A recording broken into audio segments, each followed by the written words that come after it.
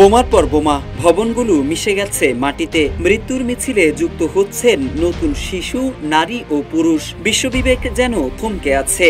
সবাই ব্যস্ত ভোগ বিলাস, আনন্দ ফুর্তিতে।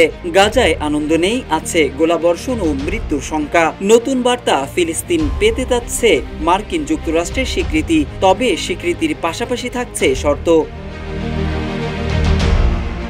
মার্কিন যুক্তরাষ্ট্রের এমন স্বীকৃতির খবর মধ্যপ্রাচ্য নিয়ে নতুন পরিকল্পনা নাকি শান্তি প্রতিষ্ঠার আবহ, তা নিয়ে সংশয় তৈরি হয়েছে। মিডল ইস্ট মনিটর জানিয়েছে, নাম প্রকাশে অনিচ্ছুক উপসাগরীয় কূটনৈতিক সূত্র দ্য মিডিয়া লাইনকে জানিয়েছেন, মার্কিন প্রেসিডেন্ট ডোনাল্ড ট্রাম্প ফিলিস্তিনকে রাষ্ট্র হিসেবে যুক্তরাষ্ট্রের স্বীকৃতি দেওয়া নিয়ে একটি ঘোষণা দেবেন। এখন যে কোনো ব্র্যান্ডের পুরাতন এসি বদলে নতুন ওয়ালটন এসিতে উপভোগ করুন 25% ছাড়। তবে রাষ্ট্র হিসেবে ফিলিস্তিন স্বীকৃতি পেলেও সেই রাষ্ট্রের স্টেক হোল্ডারে থাকছে না হামাস। অর্থাৎ হামাসকে ছাড়াই একটি ফিলিস্তিনি রাষ্ট্র প্রতিষ্ঠা করার লক্ষ্যে এই ঘোষণা দেওয়া হবে। গণমাধ্যমের খবরে বলা হয়েছে, মে মাসের মাঝামাঝি সৌদি আরব একটি উপসাগরীয় মার্কিন শীর্ষ সম্মেলন আয়োজন করবে।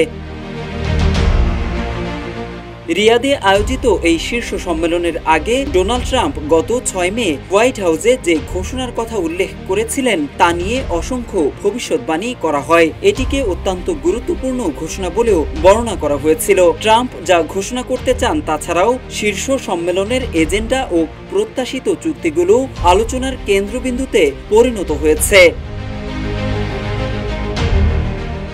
তবে স্বাস্থ্যগত সমস্যার কারণে বাদশাহ সালমান বিন আব্দুল আজিজ বাদে সকল উপসাগরীয় নেতার উপসাগরীয় মার্কিন শীর্ষ সম্মেলনে অংশগ্রহণের কথা রয়েছে। নাম প্রকাশে অনিচ্ছুক উপসাগরীয় কূটনৈতিক সূত্র দ্য মিডিয়া লাইনকে জানান, ডোনাল্ড ট্রাম্প ফিলিস্তিন রাষ্ট্র এবং একে যুক্তরাষ্ট্রের স্বীকৃতি নিয়ে একটি ঘোষণা জারি করবেন এবং হামাসের উপস্থিতি ছাড়াই একটি ফিলিস্তিনি রাষ্ট্র প্রতিষ্ঠা করা হবে।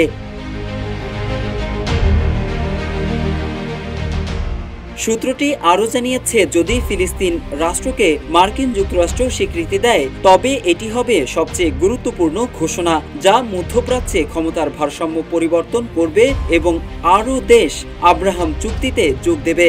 সম্মেলনটিতে অর্থনৈতিক চুক্তি অবশ্যই উপস্থিত থাকবে এবং উপসাগরীয় রাষ্ট্রগুলোর উপর থেকে শুল্ক অব্যাহতি দেওয়ার ঘোষণাও থাকতে পারে। মোহাম্মদ সাইফুল ইসলাম, ইত্তেফাক।